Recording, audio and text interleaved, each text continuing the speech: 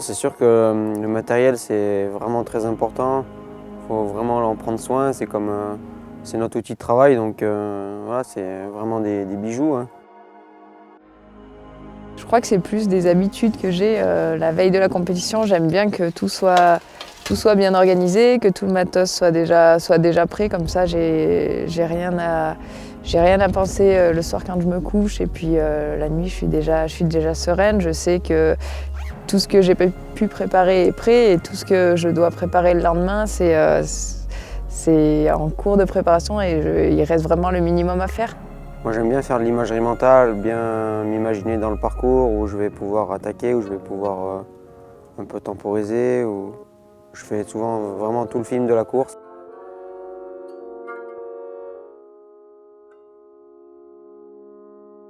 On a vraiment la sensation de forcer et de se faire mal, mais c'est pas dans la douleur, c'est pas dans la souffrance comme les fois où on subit en fait. Et je crois que c'est ça, c'est aller au bout de soi, mais voilà, toujours plus loin et finalement prendre du plaisir à aller à repousser ses limites et à se faire mal, quoi. J'aime vraiment rien lâcher et m'arracher jusqu'au bout. Voilà, c'est quelque chose que j'ai dans la peau et j'ai toujours aimé faire ça, ouais. Aimé me faire mal, ouais. C'est un peu sadique, mais bon, après c'est comme ça, on est un peu psychopathe, c'est la double personnalité du sportif de haut niveau, quoi.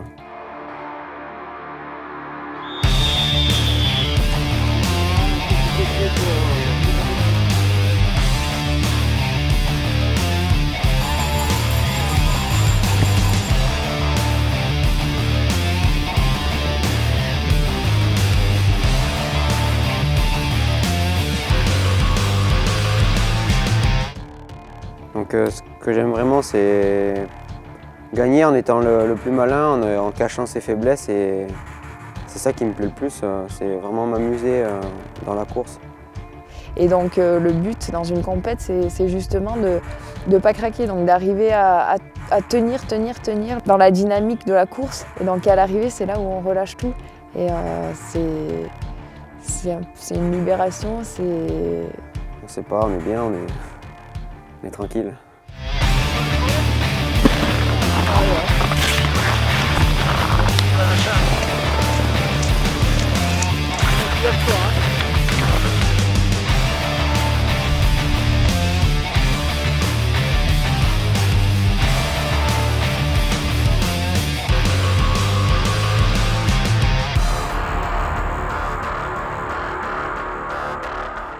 Donc c'est vrai que la notion de cordée, elle est très importante pour moi.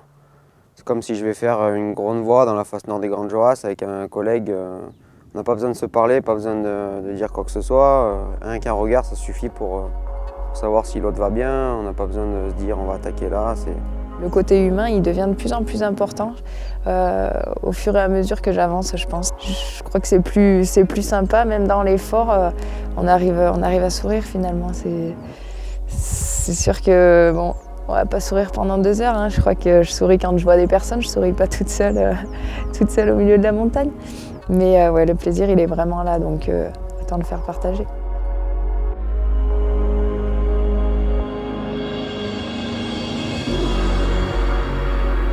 C'est quand même magique de pouvoir s'entraîner comme ça, tous les jours être dans un endroit différent, tous les jours être en pleine nature. On est vraiment loin de tout le stress de la vie quotidienne. Et de plus en plus, des gens ils pratiquent parce qu'ils ont besoin aussi de se retrouver, de quitter cette société où on n'a plus de liberté. Et le seul sport où ils retrouvent ça, c'est un peu le ski alpinisme parce qu'on choisit notre trace, on choisit où on veut aller. Et c'est un peu rare de nos jours.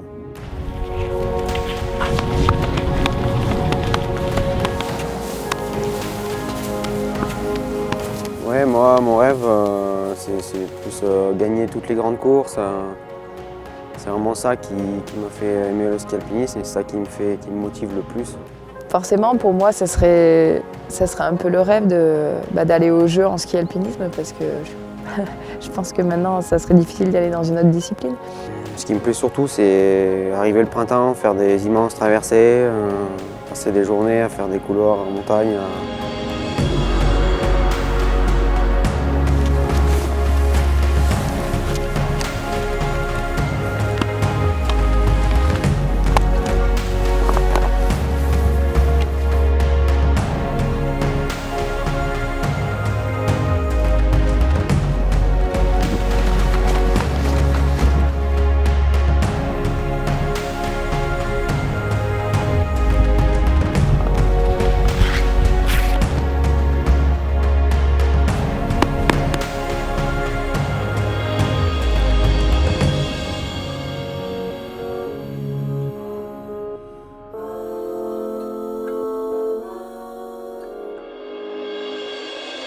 Merci.